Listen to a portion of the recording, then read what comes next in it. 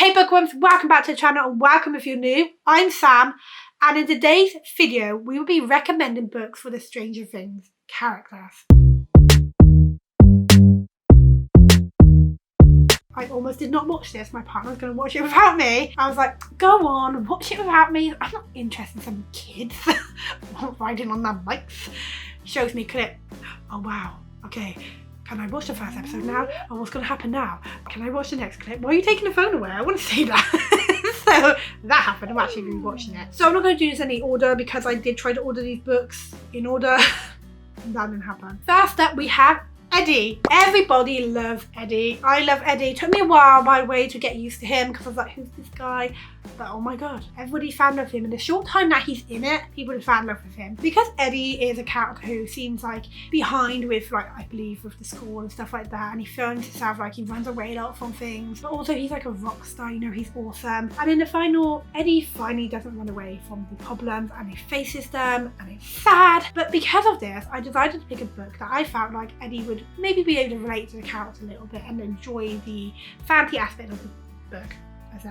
And that is City of Nightmares. In this book, we're following a character who is very cowardly and she runs away from a lot of her problems, and over time her character develops and we live in a world where nightmares come true. And I really feel like Eddie could really get into this book and really enjoy the story, but also maybe relate to the character a little bit, maybe make him see that, you know, he's not a coward and that he is brave. So I feel like Eddie could really enjoy this one because it's really good and there's a lot of action as well, and I think Eddie really get invested in this because it's a good book. Next up, we have our main gal, 11. And 11 spends a lot of her time in like solitary, alone. She doesn't really have anyone apart from Papa.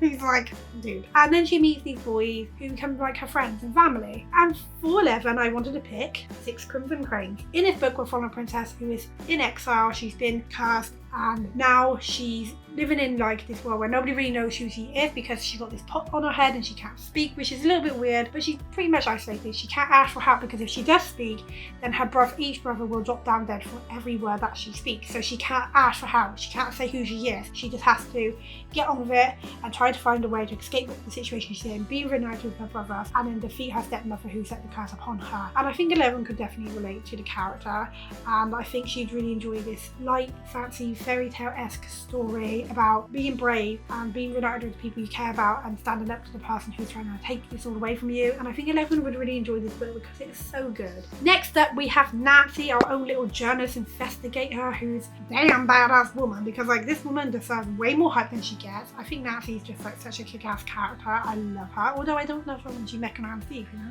For Nancy, I knew straight away the book I was going to pick, and that is A Gooders Guide to Murder, because I think Nancy can relate to Pip. I feel like, you know, like Pip, Nancy breaks the rules. She doesn't really care. If she wants to sit something else, she's going to do it, whether, like I said, that's breaking the rules or not. In this book, we're following a character called Pip who's trying to work out who really killed a girl from school, because not her best friend, but there's a boy from their year who was accused and he ended up dying. But she doesn't really think that this is what happened. She's trying to solve it, and she breaks a lot of rules. And I just think that Nancy would really enjoy this one, trying to solve the case alongside Pip. Next up is Robin. Robin's character is so much fun. She's really sweet, she's ballsy. She helps solve some of the mysteries that are happening. She kind of gets dragged into it, teams up with a gang that maybe she wouldn't normally team up with, you know, Steve and the kids. You know, she gets pulled into all that. And for for Robin, I'm going to give her one of my favourite books, and that is Six of Crows. In this book, we're following 6 different misfit characters, all with different skills, who team up to go and do a heist. And I think Robin would really enjoy this book. I think she'd enjoy the twists that come with this, the characters, the story, and I just think she'd really love this book. Next up, we have one of my favourite characters, Dusty Buns. Oh my god, I love him so much. Like, he's the best. And for him, I wanted to pick a book that has like different worlds, something that's very similar to, like, you know, what he's going through with Upside Down. I wanted something that I think Dustin could really delve into, really enjoy, and just go on a journey, and that is A Darker Shade of Magic. I've not actually read this book myself, but I've heard nothing but good reviews about this one, and I think Dustin would really enjoy the take on the different Londons and the different versions of them and how they all work, and I think he could really delve into this one and get lost in it and just become a big fan of the shrub. Then we have my next favourite character. I feel like this is everybody's favourite character, like, yes, and that is Steve. So Steve is the babysitter, the dad to the kids. My books are falling. And I wanted to give something to Steve that I feel like really fits his character. And I had so many different options, but we came up with House in the Cerulean Sea because there's these cute little kids that are sort of misfit kids that are different. You know, you've got the Antichrist, you've got the little green blob, you've got the kid that can transform into a dog, the fairy, the gnome. And in this book, we find a character called Linus who is sent here to basically figure out what's happening and to investigate. And he's kind of afraid and he kind of doesn't want anything to do with them, but over time, slowly he starts to love these children and find a found family. And I just feel like this reminds me of Steve because, you know, Steve finds his kids very annoying at first. And, you know, Steve is not very nice in the first season, and slowly, gradually, he becomes such a better person. He becomes amazing, the best character in the show. And the bond he has with Dustin is like amazing, and how he protects the kids. So I just feel like this book suits him so well. I think he's going to fall in love with the kids in this book, just like he fell in love with the kids. Next up, we have another book by the same author, and this is for Will. I feel like Will has been through so much, and oh my god, in the latest season, I mean, we all know what's going on. Clearly he's gay. I believe the actor actually said that his character was gay. And I just feel like Will's been going through a lot, you know. He went through Turned Upside Down, come out of it, went through some stuff, and now he's going through more stuff because his friend, Mike, is clearly not a good friend. I feel like everybody hates Mike at this point. So I wanted to give him a book. Again, I have not read this one, but this is called Wolf Song. This is actually a series, so if he enjoys it, he can continue reading the series. And this is actually a gay story. So we've got two guys who are in love, I believe. I think one of them's like a wolf family, and then you got him. And I just think that I can really dive into this book, really escape his world and what's going on, and just get lost in this one. But also, gay representation in this book might help him, you know, be okay with who he is and come out and be like, you know what, screw everyone else. I'm who I am. Mike don't want me. I don't care, I can do better because he can do better. I want Mike. Next up is a character I found a little bit difficult to pick a book for. I wasn't too sure what I wanted, and that is Lucas. So I decided to go for something sci-fi because Lucas is geeky, but he also wants to be cool and popular. And I feel like this book kind of fits it, sort of. This book's set in the future, and this book is Scythe. So this is set in the future where death is no longer a thing. You can't die, you can't get old. Illnesses don't really happen anymore. The only way to die is by a scythe choosing to come and kill you, and that's how it works in this world. And I think Lucas would really enjoy the concept of this book, and I feel like he would sit there and talk about this to like Dustin. Like they would talk about this and he'd probably make Dustin read it. So for Lucas, I'm going to give him Scythe. Next up is another favourite character, and that is Max. And we all know that Max likes Stephen King and horror books because Lucas is reading her a Stephen King book at some point. I'm not going to say when just in case you haven't seen it. So we know that she likes those type of books. But I feel like when you just see Max, you know she's into that. I mean, come on, she got the Mike Myers mask. For her, I decided to recommend The Lighthouse Witches. This book is very, very eerie, very, very creepy, set on a very creepy island where there's not many people that live. There are a few people, and there's a lot of weird stuff that's happening. And we've got a mother and her children who move here because she's going to work on the lighthouse memorial, or she's going to paint. Okay, I think I'll feel that bad. However, they disappear, and only one of the people of the family come through, and that's one of the daughters. And then we also follow a different timeline where it's now in the future, and the daughter is older, she's expecting a baby, and she gets a phone call that her sister has been found, except her sister is the same age that she went missing all those years ago. This has definitely got the horror aspect to it. It's very, very creepy, and I think Max would definitely appreciate this book, and she would not be disappointed. Then we got Mike. And actually, now that I'm sitting here, I feel like I could have gave Mike Under the Whispering Door because we follow a character who is not nice, and over time he gradually changes, becomes a better person. Maybe Mike needs to remember that, but we're not going to give him that book because otherwise it's just all TJ can do. For Mike, I'm basing this on who he was before he became obsessed with 11, became a little bit of a twat. For Mike, we're going to give him Fireball.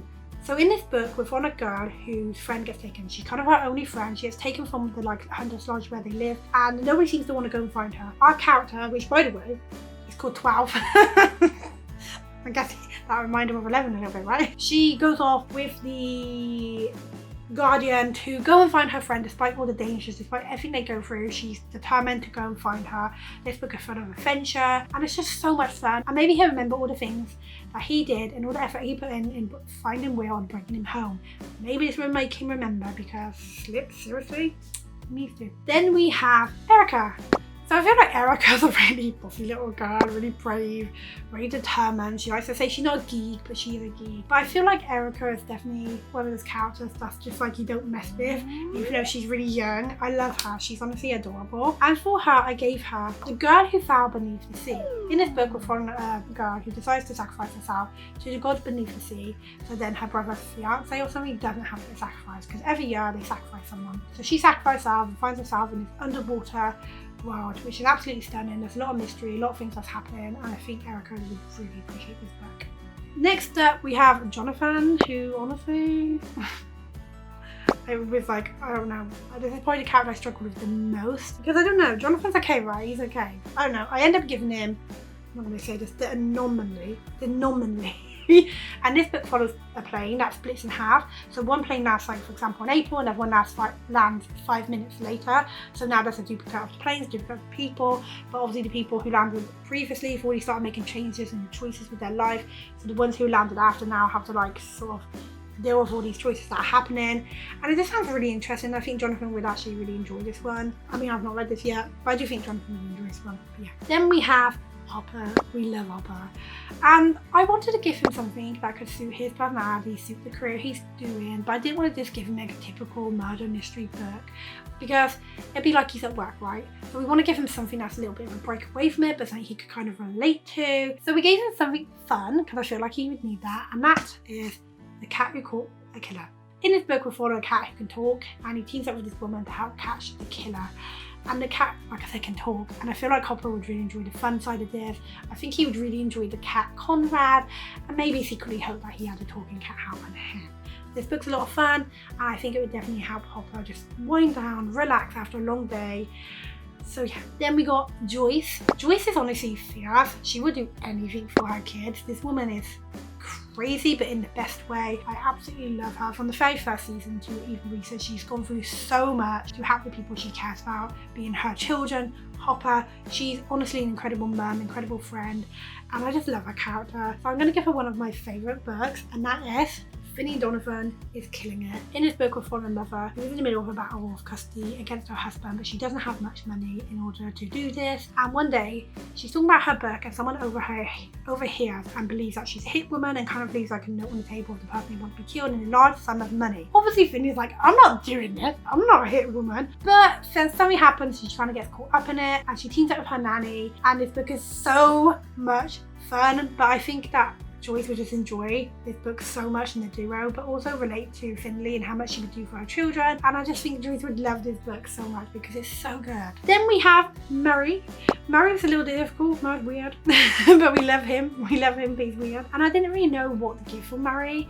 And then I thought, you know what, I think he would enjoy The Passengers. So this is like a book set in the future where we got like self-driving cars. I mean, we kind of have that now. But self-driving cars, and things go wrong because all the people in the cars are now trapped inside their car, and someone's like talking to them or something. It's very like Black Mirror-esque if you like watch that TV show. My partner read this and really enjoyed it. I think Murray's that type of character who would not like trust self-driving cars, and this would just like definitely not help with that. But I do think he really enjoyed this one. And finally, yes, we are going to give him a book because, I mean, he's a character. I don't want to leave him out. I don't want to end up being like in the bent or what, you know, because I've left him out here in the clock chime. We're giving Fechner one. How do we talk about Fechner? Man, he's bloody scary. He's started off good, became who he is now. I want to give him a book that I feel like maybe he would enjoy and be like, he would relate. But this is Fechner, so he might not like this choice. Let's hope he does. And for Fechner, we're giving him Malice, because in this book it's a Sleeping Beauty like retelling. We're following a character who soon becomes the villain and how she gets perceived as the villain even though she's not, and just how people see her. Because in this book she kind of lives in this house where like these people kind of like have powers, but because her blood is green she's seen as like not nice, and it's basically slowly showing how she became that villain. And maybe Fechner can read this and be like, yeah, I get it. You know, him sitting there with a slushie, reading this while he's not watching and stalking children. I think Maddox would be a really good fit for him. So that's all the recommendations for the Stranger Things characters I have. Let me know, do you agree? Are there any other books that you think they would like? And if you do enjoy this one, I might do it for another like popular TV show, maybe Disney Princesses or Wednesday Addams. I know I actually posted about this on my community. You'll have to let me know if you want me to do that. If you guys enjoyed this video, please hit that like button. Don't forget to subscribe, and until next time, bye!